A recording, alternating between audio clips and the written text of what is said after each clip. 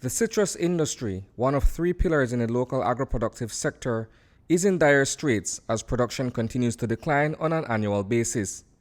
Owing to the sharp decrease are several challenges, including shortage of labor for harvest and low inputs due to a lack of financing, among other factors. The total delivery of oranges for the 2018-29 crop fell by almost 14% when compared to the previous year. The industry, like I've explained, has seen drastic decline from about 7.8 million boxes down to about 2.2 million boxes because of a combination of issues, HLB being the primary, lack of financing where growers are unable to put the required inputs, financing for replants, and the overall understanding of how to plant under HLB environment. Citrus greening disease, or HLB as it is otherwise known, continues to plague the industry and is caused by a vector-transmitted pathogen.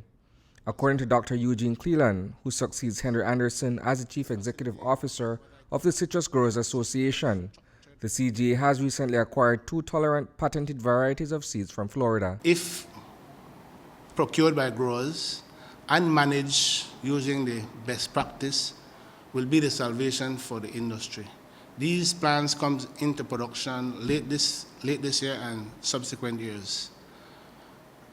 But besides just planting citrus, we are recommending that growers diversify because our vision is to transform from a citrus industry to a juice industry. That push for diversification comes amid a constant drop in the average box yield per acre of orange and grapefruit. In 2019, growers are harvesting 63 boxes of oranges per acre and 43 boxes for grapefruit. With the production reducing significantly, growers, by extension, has less working capital at their disposal.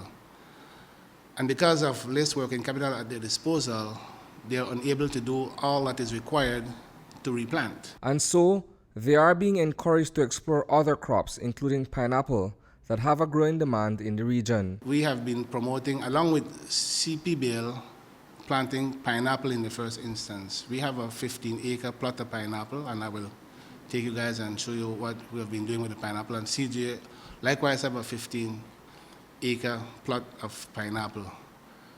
There's demand for pineapple juice in CARICOM with a tariff protection, and there is actually demand for about 1,000 acres of pineapple. So there is a market for pineapple, and the price is pretty much reasonable to give the grower a decent return. But not all farmers are making the switch. For decades, citrus has been the lifeblood of the Stann Creek district, and with thousands of acres of groves, it is still their crop of choice. Their biggest challenge, however, is replanting and subsequently getting the fruits to the factory. Grapefruit this year was at $20 per box. Oranges is around $13 to $14 per box. So you'll have strong prices for the next 2 to 3 years, primarily because the reserves in the other producing countries have been relatively low, also because of the challenges of citrus greening. So you have strong prices and you have a market.